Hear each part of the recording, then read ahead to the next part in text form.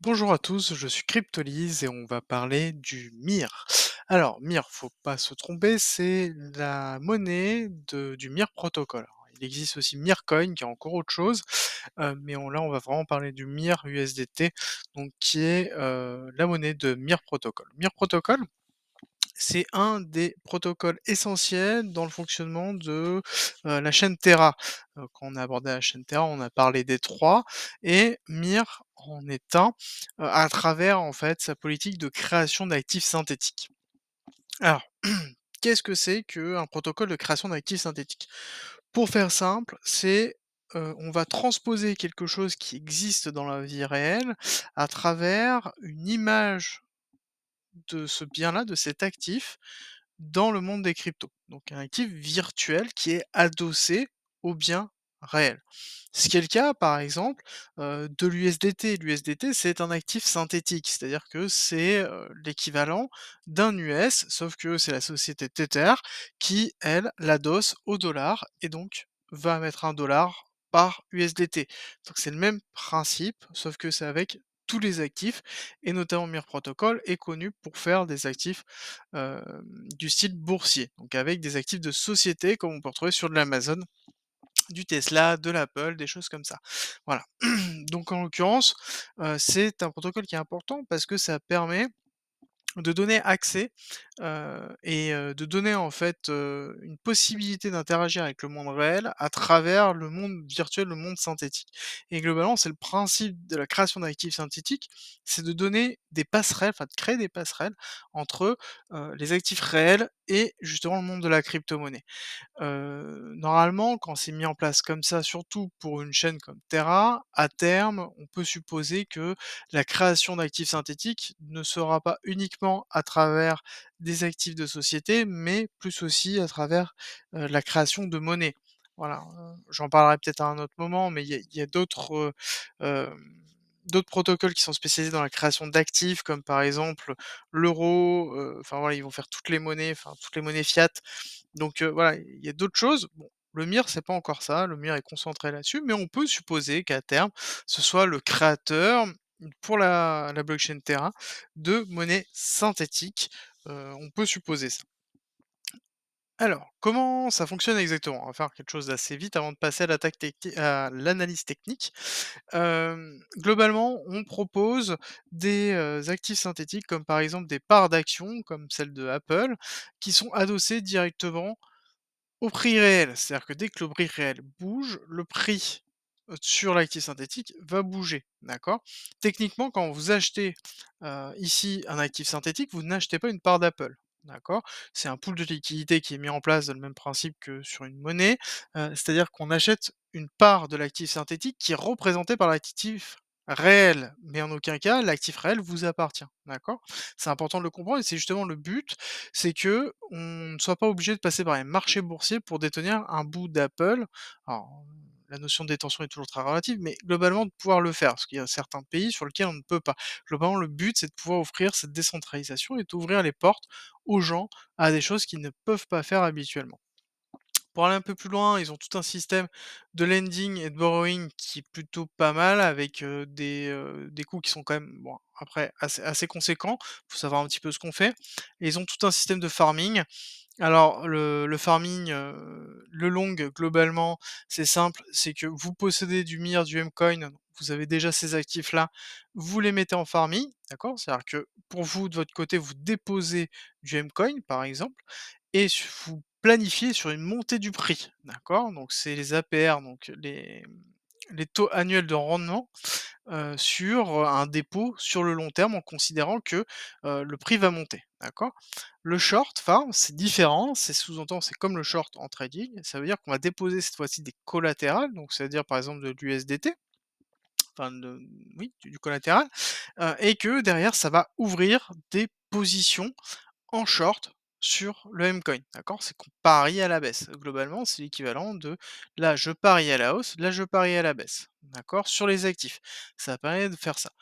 Bon, en l'occurrence, là-dessus, je vois pas forcément l'intérêt à part qu'on ait un système de paris, mais c'est plus vraiment du trading, donc c'est je trouve beaucoup moins intéressant que, la conception même de notion d'actifs, synthétiques qu'a le but de Mirror. Voilà. Ceci étant dit, on va attaquer de l'analyse technique. Alors, pour l'analyse technique, vous allez voir, c'est en fait assez simple. C'est vraiment assez simple. On va aller sur le graphique. On a eu une première poussée avec un retracement qui a été assez léger, une deuxième poussée qui nous a fait un baiser, et ensuite on a fait un AR, un ST, et là on a fait un saut. Et là on est dans le saut à l'heure actuelle, et dans ce saut on a une prémisse d'accumulation qui se met en place avec un SC, un AR, un ST, un STB et potentiellement un spring.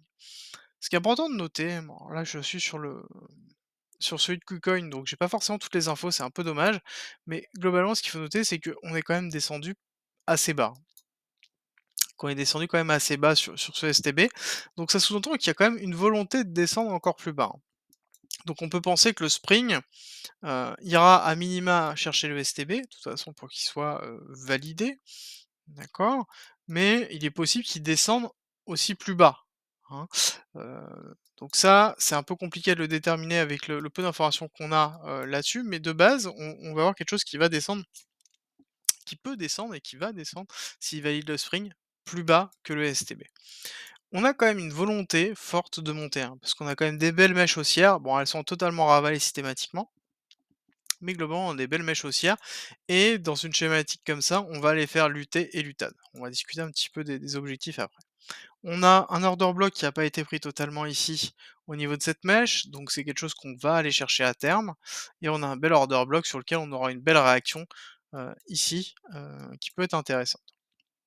Dans la partie basse, on note que on a une première poche de liquidité qui est importante avec un order block qui se trouve ici, qui a préparé la chute, et on a la poche de liquidité de la R qui est très importante. C'est-à-dire que pour moi, au niveau du STB, pour valider le spring, à un moment donné, on va devoir casser, prendre cette liquidité ici, voire prendre cette liquidité tout de suite ici, et ensuite descendre, ou potentiellement faire le spring, aller chercher la liquidité de la R, redescendre un peu sur peut-être le 618, et ensuite repump pour aller chercher derrière commencer l'ascension. Est-ce que le MIR va réatteindre, son ST et faire son ATH? Techniquement, tout est mis en place pour, d'accord? Et même si on va plus loin, si on veut statuer un petit peu les objectifs à déterminer, on va le faire tout de suite. Hop, ouais, j'avais mis UT à 18, mais globalement, voilà, on peut avoir un UT à 20. On peut aller chercher un UT à 20, ça me paraît logique. Et globalement, pour le spring, on va se mettre une zone d'achat, une petite zone de spot. Pour la zone de spot, on va aller la chercher là.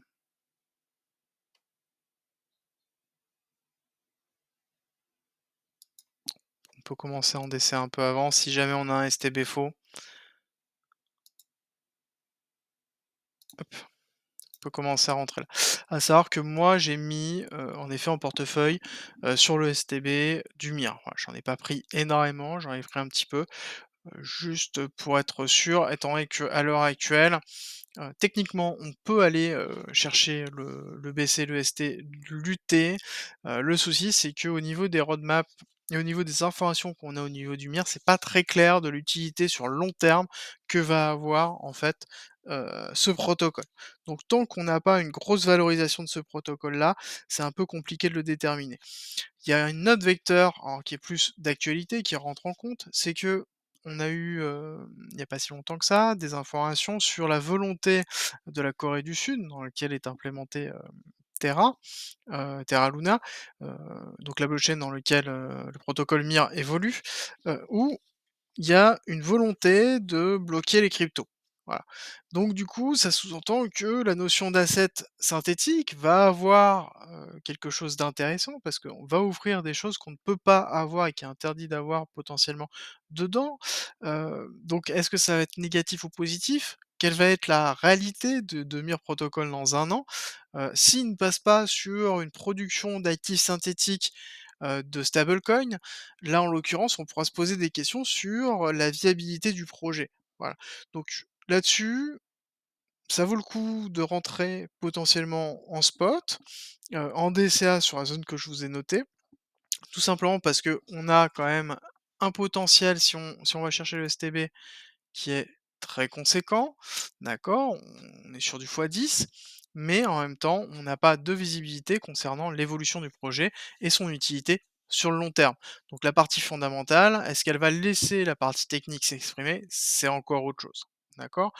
Après il est vrai que si Terra Luna continue à grossir, Mir qui est rattaché directement à Terra Luna bénéficiera de ça et peut-être portera sur de nouveaux projets et permettra de pousser. En tout cas, je l'espère, et je ne souhaite que ça pour ce projet-là quand même. Voilà. Petite chose, je ne suis pas un conseiller en investissement. Je vous montre moi mon analyse, ce que je fais, ouais, je le dis quand je prends des positions, je le dis quand je le prends pas, je le dis quand je pense qu'un actif a du potentiel, mais ce sont uniquement mes indications à moi. Utilisez-moi comme un indicateur pour vous faire votre propre opinion et ça, c'est le plus important. Si j'arrive à vous donner suffisamment d'informations pour vous donner envie d'aller chercher plus, bah, c'est que j'ai réussi et que, bah, on a tous grandi là-dedans et que globalement on partage tous la même passion de la blockchain, des crypto-monnaies, de tout cet environnement-là qui est juste magnifique et excessivement intéressant. Pour conclure ma vidéo, si vous n'êtes pas abonné sur YouTube, allez-y, cliquez le bouton, c'est avec plaisir, comme ça vous verrez que je fais du contenu en plus uniquement que pour YouTube, en l'occurrence qui vont arriver sous peu. N'hésitez pas à me laisser un petit pouce bleu, à me laisser un commentaire, à me dire ce que vous en pensez, à me proposer des idées, n'hésitez pas, c'est avec plaisir, que je réponds à tous les commentaires et ça me fait excessivement plaisir de voir, bah, toutes ces personnes-là qui écrivent et qui échangent sur ce sujet-là. Donc, ça me fait vraiment plaisir, n'hésitez pas et puis si vous avez aimé, partagez, de façon à ce que, d'autres personnes puissent aimer aussi la vidéo et apprendre. Je vous souhaite une très bonne soirée, je vous dis à très bientôt. On va faire l'analyse journalière du BTC et de l'ETH dans quelques instants. À très bientôt!